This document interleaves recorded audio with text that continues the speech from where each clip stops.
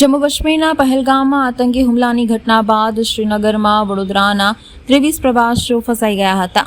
તેઓને પરત લાવવા માટે સાંસદ ડોક્ટર હેમાંગ જોશી દ્વારા સતત પ્રયત્નો કરવામાં આવ્યા હતા. જેના ફળ સ્વરૂપે આજે 23 જેટલા યાત્રીઓ વડોદરા આવી પહોંચ્યા હતા અને પ્રવાસીઓ તથા તેમના પરિવારોએ રાહતનો શ્વાસ લીધો હતો. કાશ્મીરમાં ફસાયેલા લોકો વડોદરા પરત ફર્યા હતા, જેમાં સુરત અને અંકલેશ્વરના યાત્રીઓ પણ પરત ફર્યા છે.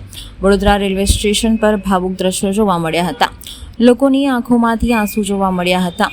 પરત ફરેલા યાત્રીઓએ મુખ્યમંત્રી ભૂપેન્દ્ર પટેલ, પ્રધાનમંત્રી નરેન્દ્ર મોદીનો આભાર વ્યક્ત કર્યો હતો. ગુજરાત સરકારે યાત્રીઓની ટિકિટનો પણ ખર્ચ ઉઠાવ્યો હતો. દર 10 મિનિટે તેમના ખબર અંતર પૂછવામાં આવતા હતા. વડોદરા અને ગુજરાત હેમખેમ પરત આવતા યાત્રીઓ અને પરિવારજનોએ હાશકારો અનુભવ્યો હતો. રેલવે મારફતે આવી પહોંચેલા યાત્રીઓએ જણાવ્યું હતું કે એમને કોઈ તકલીફ નથી પડી. અમારે પહેલગામ જવાનું હતું, પરંતુ અમે માંડી વાળ્યું હતું. આતંકવાદીઓની પ્રવાસીઓ ઉપર નજર હતી. કાશ્મીર અને આર્મીવાળા સારા છે.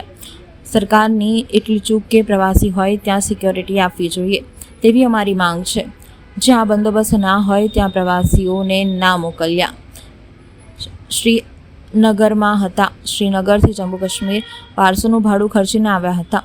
મહિલા પર્યટકે જણાવ્યું હતું કે વડોદરામાં અમે સુરક્ષિત પહોંચી ગયા છીએ. ત્યાંના લોકોએ અમને જમવાની સુવિધા આપી હતી. આવવા જવાના ઘણા સપોર્ટ પણ કર્યા હતા. એક વખત રાત્રે 10 વાગે અટકી ગયા હતા, ત્યારે સ્થાનિકોએ તેમની કારમાં અમને છોડી ગયા હતા. એમને કહ્યું હતું કે તમે અમારા ઘરે પણ ચાલો, અમારે પણ માતા, બહેન અને પરિવાર છે. તે લોકો પણ ઘટનાથી ઘણા દુઃખી છે.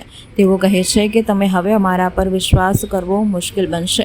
આતંકી હુમલાની ઘટના બાદ અમે ડરી ગયા હતા. ત્યાં કરફ્યુ લાગી ગયા હતા. અમે અમારી હોટલમાં સુરક્ષિત હતા. રૂપિયા 25,000 ખર્ચીને જમ્મુ આવ્યા હતા.